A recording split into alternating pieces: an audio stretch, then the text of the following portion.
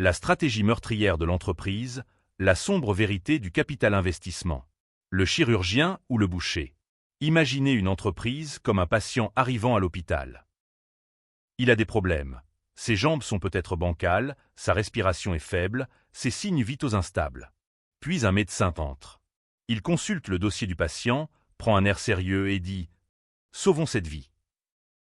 Mais il y a un piège. Ce médecin n'est pas chirurgien. C'est un boucher, et il est là pour découper, extraire et vendre les organes au marché noir. L'entreprise entre sur le marché en pensant être guérie, mais elle repart en morceaux, vendue pièce par pièce. Telle est la réalité de nombreuses entreprises qui tombent entre les mains de fonds de capital investissement. Un secteur du marché financier qui se présente comme expert dans la réhabilitation des entreprises en difficulté, mais qui profite souvent davantage du démantèlement que de la reconstruction. Le nom de la tactique ? Le démembrement d'actifs. Au lieu d'investir pour développer l'entreprise, le fonds l'achète, vend ses actifs les plus précieux, immobilier, machines, marques, empoche l'argent et abandonne la coque. Et même lorsque l'entreprise fait faillite, le fonds s'en sort gagnant. Pour certains, c'est l'efficacité financière. Pour d'autres, c'est la destruction déguisée en management. Et ce n'est pas de la théorie, non. Aujourd'hui, vous comprendrez comment cette pratique fonctionne concrètement avec deux exemples extrêmes. Le succès de Burger King, devenu un empire après son rachat par un fonds, et l'échec de Red Lobster, pratiquement noyé par ses propres investisseurs. Tournons la question et voyons ce qui se passe à l'intérieur. Qu'est-ce que le capital investissement ? Le capital investissement est le nom donné aux fonds d'investissement qui rachètent des entreprises entières, généralement hors bourse.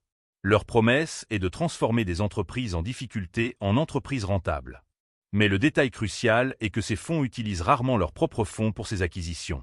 Ils lèvent des capitaux auprès d'investisseurs institutionnels, de fonds de pension, d'universités et de compagnies d'assurance, et utilisent ces capitaux selon une forme d'ingénierie financière appelée LBO, leverage buyout.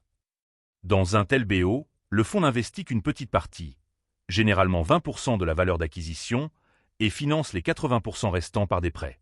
Cependant, ce n'est pas le fonds qui assume cette dette, mais l'entreprise elle-même qui est rachetée.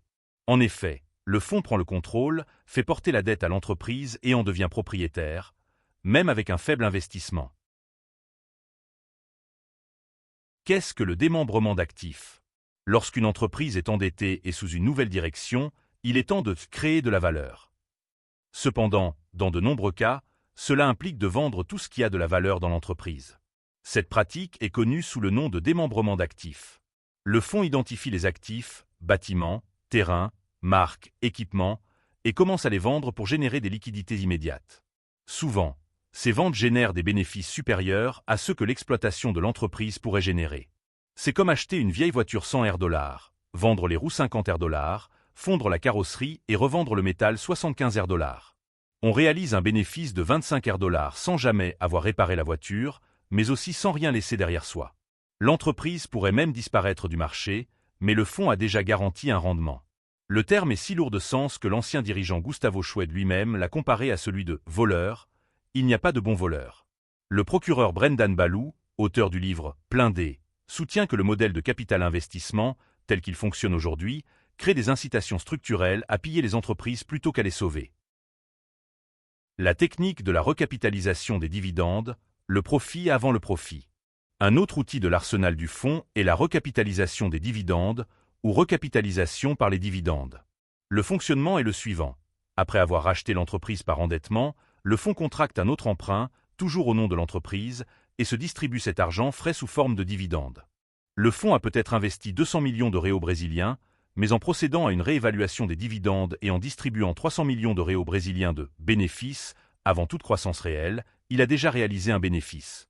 Même si l'entreprise fait faillite ultérieurement, l'argent a déjà été retiré.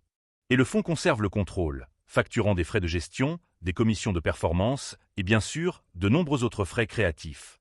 Suivi, conseil, frais de transaction, frais de sortie. Si c'est un verbe, cela devient une commission.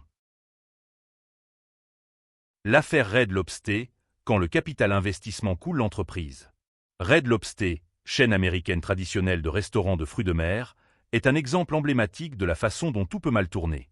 En 2014, Golden Gate Capital a acquis l'entreprise, et la première étape a été de vendre tous les actifs de la chaîne pour environ 1,5 milliard de dollars américains.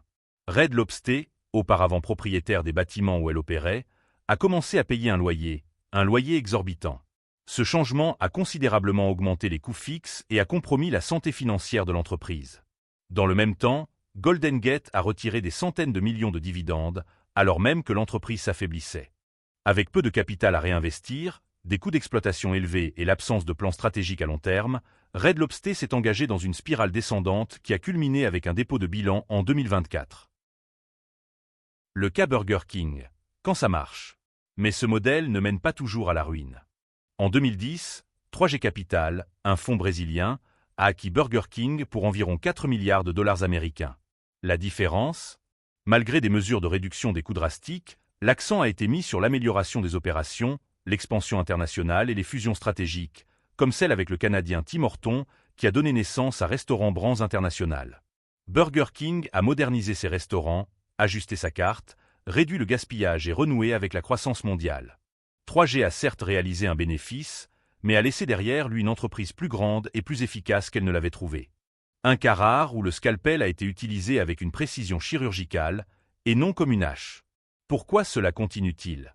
La réponse est simple, parce que c'est rentable et que le risque est toujours transféré à quelqu'un d'autre. Les prêts utilisés dans les LBO et les recapitalisations de dividendes sont généralement émis sous forme d'obligations à haut risque, des titres à haut rendement. Les banques perçoivent des commissions en les structurant, puis les vendent sur le marché secondaire, transférant le risque à des investisseurs avides de rendement.